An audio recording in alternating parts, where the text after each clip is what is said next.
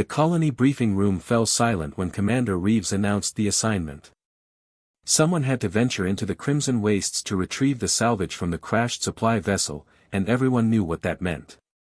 The radiation levels alone were lethal. The indigenous predators, the massive six-legged hunters the colonists called Razorbacks, patrolled those canyons like they owned them. Which, technically, they did. "I'll go," Lieutenant Marcus Webb said, his voice cutting through the nervous whispers. Reeves looked at him with something between relief and guilt.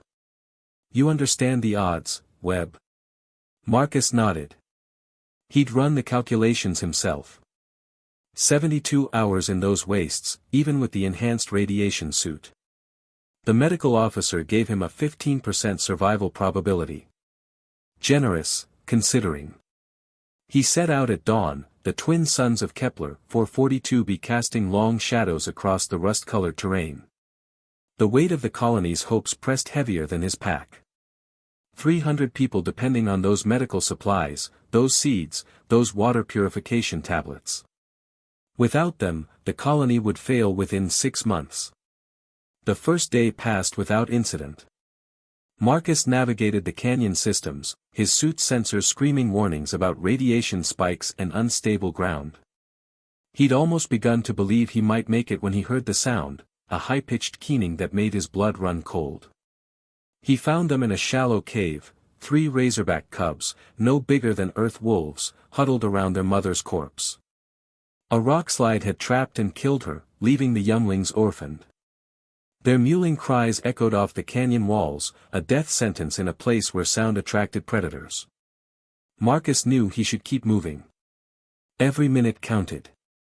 Every delay reduced his already slim chances of survival. But as he looked into those 6 golden eyes, something in him refused to walk away. He approached slowly, hands raised.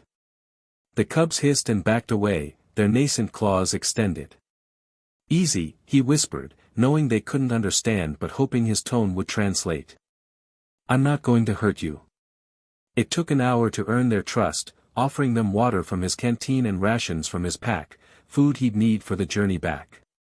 The smallest cub, barely the size of a terrier, approached first, sniffing his gloved hand before pressing against his leg. Marcus made a decision that command would have called insane. He rigged a carrying harness from his emergency supplies and secured the cubs. The smallest rode on his shoulders, its warm body nestled against his neck.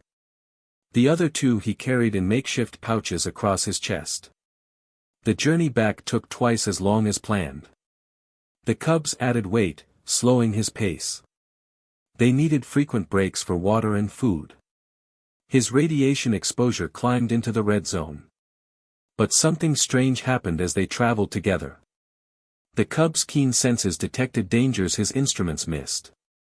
They growled warnings before ground collapses, their nostrils flaring at toxic gas pockets invisible to his sensors. When an adult razorback appeared on a ridge above them, instead of attacking, it paused, seeing the cubs, and simply watched them pass. Marcus stumbled through the colony gates on the 4th day, radiation sick and barely conscious. The 3 cubs were still with him, the smallest still perched on his shoulders, chirping what might have been contentment. The medical supplies were intact. The colony was saved. But the real miracle was what happened next. The cubs refused to leave Marcus's side during his month-long recovery.